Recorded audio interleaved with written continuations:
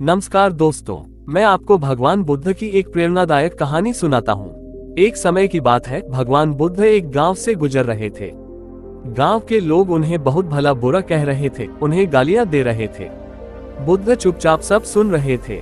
उनके साथ चल रहे उनके शिष्य बहुत क्रोधित हो रहे थे। उन्होंने बुद्ध से कहा, भगवान, ये लोग आपको इतना अपमानित कर रहे हैं और आप चुपचाप सुन रहे हैं। हमें यहाँ से चलना चाहिए। बुद्ध ने अपने शिष्यों से कहा, अगर कोई तुम्हें गाली दे रहा है तो तुम क्या करोगे? शिष्यों ने कहा, हम उसे जवाब देंगे। बुद्ध ने कहा, और अगर कोई तुम्हें उपहार दे रहा है और तुम उसे स्वीकार नहीं करते हो तो वह उपहार किसका रहेगा? शिष्यों ने कहा, जिसने दिया है उसी का। बुद्ध ने कहा, तो इसी तरह अगर ये लोग मुझे गालियां दे रहे हैं और मैं उन्हें स्वीकार नहीं करता हूं तो ये गालियां उन्हीं की रह जाएंगी। मैं क्यों क्रोधित हूं? इस कहानी से हमें ये सीख मिलती है कि हमें किसी के बुरे व्यवहार से प्रभावित नहीं होना चाहिए। अगर कोई हमें अपमानित करता है तो हमें शांत रहना चाहिए और उसका जवाब नहीं देना चाहिए। इससे उस व्यक्ति का बुरा व्यवहार उसी तक सीमित रहेगा और हमें कोई नुकसान नहीं होगा। ये कहानी हमें ये भी सिखाती है कि हमें अपने मन को शांत रखना चाहिए और किसी भी परिस्थिति में क्रोधित नहीं होना चाहिए। क्रोध एक नकारात्मक भावना है जो हमें नुकसान पहुंचाती है, इसलिए हमें हमेशा शांत और संयमित रहना चाहिए। मुझे उम्मीद है कि आपको ये कहानी प्रेरणादायक लगी होगी। आगे और कहानी 2। ये कहानी उनकी वैराग्य धारण करने और ज्ञान प्राप्ति की है। सिद्धार्थ गौतम का जन्म एक राजकुमार के रूप में कपिलवस्तु में हुआ था। उनके पिता राजा शुद्धोधन थे और माता माया देवी। सिद्धार्थ का लालन पालन बड़ी ही शान शौकत से हुआ। उन्हें हर प्रकार का सुख और विलासिता प्राप्त थी। उनके लिए 3 ऋतुओं के हिसाब से अलग अलग महल बनवाए गए थे। उन्हें किसी भी प्रकार का दुख या कठिनाई देखने को नहीं मिली थी। एक दिन सिद्धार्थ रथ पर सवार होकर नगर भ्रमण के लिए निकले। उन्होंने रास्ते में 4 दृश्य देखे, एक बूढ़ा व्यक्ति, एक बीमार व्यक्ति, एक मृत व्यक्ति और एक सन्यासी। इन दृश्यों ने उनके मन पर गहरा प्रभाव डाला। उन्होंने पहली बार जीवन की नश्वरता और दुख के बारे में जाना। उन्होंने समझा कि संसार में जरा, व्याधि और मृत्यु का चक्र निरंतर चलता रहता है और हर प्राणी इससे ग्रस्त है। इन विचारों ने सिद्धार्थ को बेचैन कर दिया। उन्होंने राजसी वैभव और सुख सुविधाओं में मन नहीं लगता था।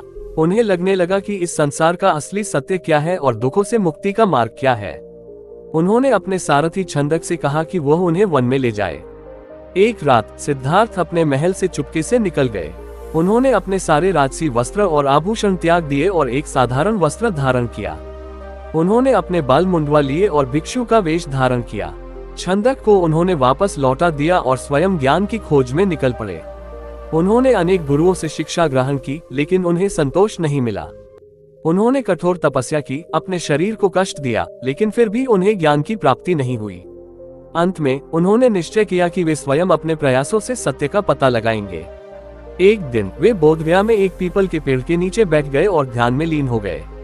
उन्होंने अपने मन को शांत किया और अपने विचारों पर नियंत्रण किया। उन्होंने अपने भीतर के सभी विकारों और वासनाओं को दूर किया और फिर एक अद्भुत क्षण में उन्हें ज्ञान की प्राप्ति हुई। उन्हें बोध प्राप्त हुआ। वे बुद्ध बन गए, अर्थात जागृत पुरुष। बुद्ध ने अपने ज्ञान को संसार में फैलाया। उन्होंने लोगों को दुख से मुक्ति का मार्ग बताया। उन्होंने अष्टांगिक मार्ग का उपदेश दिया, जिसमें सम्यक दृष्टि, सम्यक संकल्प, सम्यक वाणी, सम्यक कर्म, सम्यक आजीव, सम्यक व्यायाम, सम्यक स्मृति और सम्यक समाधि शामिल है। उन्होंने 4 आर्य सत्यों का भी उपदेश दिया, जो दुख, दुख का कारण, दुख का अंत और दुख के अंत का मार्ग है। बुद्ध ने अपने जीवन काल में अनेक लोगों को धर्म का मार्ग दिखाया और उन्हें शांति और आनंद का अनुभव कराया।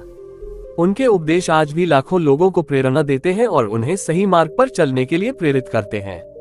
ये बुद्ध की एक लंबी कहानी है जो हमें वैराग्य, तपस्या और ज्ञान की प्राप्ति के महत्व को सिखाती है। ये कहानी हमें ये भी सिखाती है कि हमें अपने दुखों का सामना करना चाहिए और उनसे मुक्ति का मार्ग खोजना चाहिए। आगे कहानी 3, जो हमें सिखाती है कि सच्ची खुशी कहाँ मिलती है। एक समय की बात है, एक राजा बहुत धनी और शक्तिशाली था। उसके पास सब कुछ था जो वह चाहता था, लेकिन फिर भी वह खुश नहीं था। वह हमेशा बेचैन और असंतुष्ट रहता था। एक दिन राजा ने सुना कि एक महात्मा बुद्ध के शिष्य हैं और वे बहुत ज्ञानी हैं। राजा ने उन्हें अपने महल में बुलाया और उनसे पूछा, मैं बहुत धनी और शक्तिशाली हूँ, लेकिन फिर भी मैं खुश नहीं हूँ। मुझे सच्ची खुशी कैसे मिलेगी? महात्मा ने राजा से कहा, महाराज, आपकी खुशी आपके भीतर है, बाहर नहीं। आप धन और शक्ति में खुशी खोज रहे हैं जो कि नश्वर है। सच्ची खुशी तो प्रेम, करुणा और ज्ञान में है। राजा ने कहा, लेकिन मैं इन चीजों को कैसे प्राप्त करूं? महात्मा ने कहा, आपको अपने मन को शांत करना होगा और अपने भीतर देखना होगा। आपको अपने अहंकार को त्यागना होगा और दूसरों से प्रेम करना सीखना होगा। आपको ज्ञान प्राप्त करना होगा और अपने जीवन के उद्देश्य को समझना होगा। राजा ने महात्मा की बात समझी और उन्होंने उनके बताए मार्ग पर चलने का निर्णय लिया।